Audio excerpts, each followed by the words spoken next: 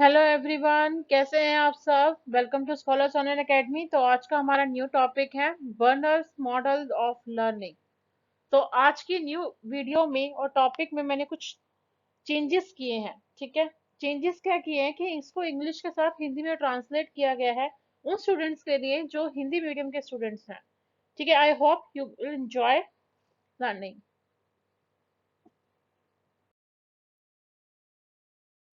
So Berners model concept of concept learning. Jeremy Bernard suggested a model on concept attainment and structure of teaching. He proposed that economy of thinking and responding requires that we categorize phenomena according to their common attributes. An attribute is a property or characteristic of an object which differentiates it from others. Color, texture from size, number of parts, position, and sound, in Bernard's view, are some examples of attributes. यानी कि इसमें क्या explain किया गया है कि burner model of concept learning क्या है। बेसिकली ये हमारा बताता है एक स्ट्रक्चर किसका, टीचिंग का, कि हमें किस तरीके से जो है वो टीचिंग करनी चाहिए।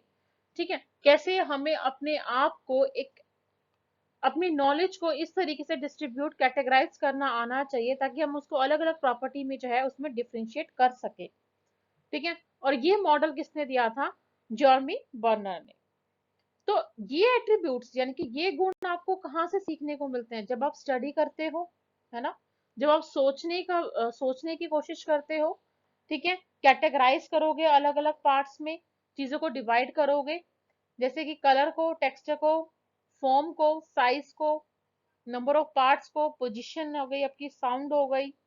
ठीक है, तो ये कुछ आपके क्या है, एग्जांपल्स हैं एट्रीब्यूट्स के।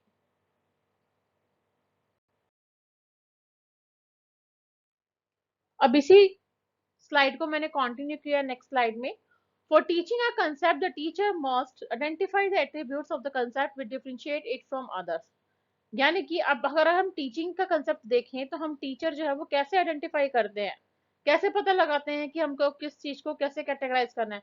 जब उन उन दोनों में हम डिफरेंशिएट करेंगे, यानी कि उन दोनों का डिफरेंस जो है वो जानेंगे, तभी हम उसको क्या कर पाएंगे, डिफरेंशिएट कर पाएंगे। For example, dogs and cats both have four legs and a tail, but a cat's voice is different from a dog's। यानी कि बिल्ली और कुत्ते की जो आवाज है वो दोनों की बहुत ज्यादा अलग होती है। हालांकि देखने में क्या होता है, देखने में दोनों की फोर लेग्स हैं, टेल है, ठीक है, पूंछ है, लेकिन उन दोनों की जो आवाज है वो दोनों में क्या है, डिफरेंशिएट है। तो ये भी हमारा क्या है, एग्जाम्पल है कि हमें किस तरीके से कैटेगराइज जो है वो करना है।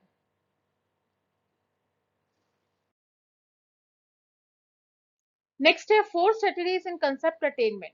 First one is simultaneous scanning, successive scanning, conservative focusing, focus gambling। ठीक है, ये चार कैटेगरी स्ट्रेटजीज जो हैं वो फॉलो की गई ताकि हम कंसेप्ट को समझ सकें। ठीक है, ये वन बाय वन जो है वो मैंने आपको एक्सप्लेन करने की कोशिश की है। So let's start with first, simultaneous scanning. Simultaneous scanning यानी कि ये स्ट्रेटेजीज वो सब्जेक्ट आपके यूजेस करता है जो पॉजिटिव आपके में आती है। ठीक है, यानी कि कॉम्बिनेशन जो है वैल्यूज के बारे में बताता है, लेकिन ये लंबे समय तक नहीं चलता। ये सब्जेक्ट आपके क्या करता है, माइंड में एक रिजेक्शन का और एक पॉजिटिव वे का ना आपको बताता है। ठीक है, कि आपको पॉजिटिव वे करना है या नेगेटिव वे करना है। अगर आप नैरो डाउन जाओगे तो एक तरह से आपका कॉन्फिडेंस लेवल जाके उसमें भी गुण बताएगा। तो ये टेक्निक जो है ये ज्यादा तो हाई नहीं जाती, बट ये हमारे इसलिए यूज की जाती है ताकि हमारी जो मेमोरी है उसमें हम क्या कर सके, चीजें सीख सकें। ठीक है,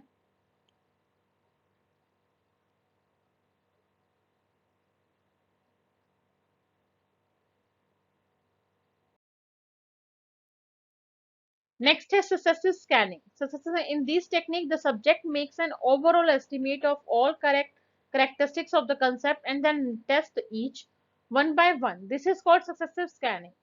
Since the subject tests individual hypotheses about the correct characteristics one at a time in succession, this technique is also inefficient as the subject may choose redundant cards which give no new information.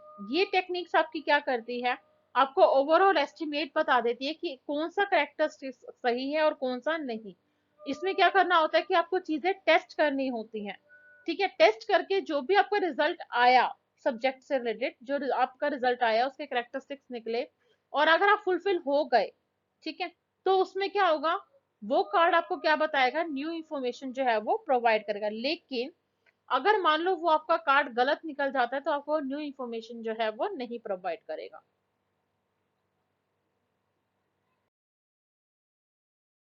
Next is conservative focusing. In these strategies, each attribute is tested by selecting a card that is different from the focus card is only one attribute.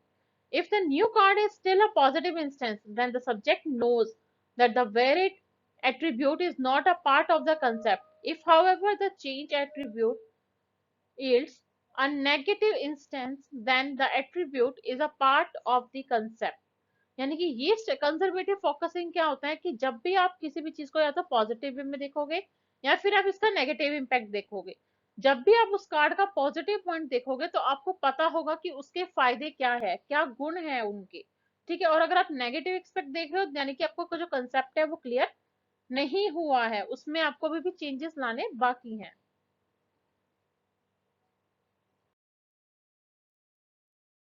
Next is focus gambling. In these strategies, the subject focuses on a correct card, but more than one attribute is varied at a time. These technique can give early result if cards chosen yield a positive instance. If, however, the subject encounters a negative instance, he cannot tell which attribute was essential. In that case, he has to revert to simultaneous scanning technique to test hypothesis.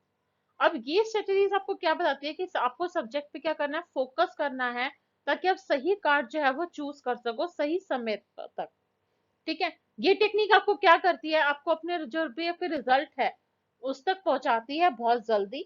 इसका मतलब अगर आप पहुंच जाते तो वो positive है, अगर आप नहीं पहुंच पाते, ठीक है, और ये पहुंचना बहुत ज्यादा जरूरी है जानना कि अगर आप नेगेटिव नहीं पहुंच पाते तो आप क्या करोगे, दोबारा से रिवर्स जाओगे और उसके पीछे की टेक्निक्स के थ्रू जो है स्कैनिंग टेक्निक्स के थ्रू आप क्या करोगे, टेस्ट करोगे, हाइपोथेसिस करोगे, ताकि आप अपने रिजल्ट तक जो है वो पहुंच सको।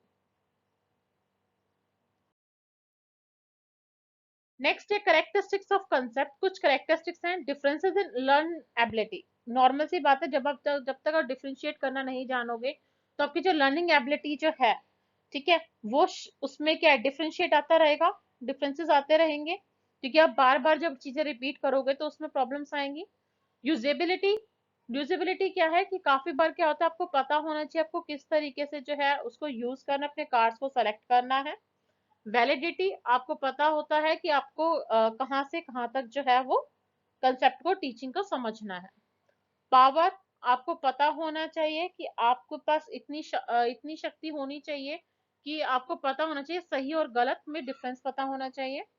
टाइप्स ऑफ कंसेप्ट, कंसेप्ट आपके क्लियर होने चाहिए, ठीक है, आपको पता होना चाहिए कि कंसेप्ट कितने प्रकार के होते हैं। इंस्टेंस ऑफ परसिपिटेबिलिटी, परसिपिलिटी के उदाहरण, यानी कि आपको पता होना चाहिए इंस्टेंस ऑफ परसिपिलिटी, यानी कि किस तरीके से हम अपने कंसेप्ट को, चीजों को अंडरस्टैंड कर सकते हैं। नेक्स्ट है principles of concept formation, principles of likeness and differences among things, principle of cognizance of attributes, principle of correct terminology, principle of analysis of concept.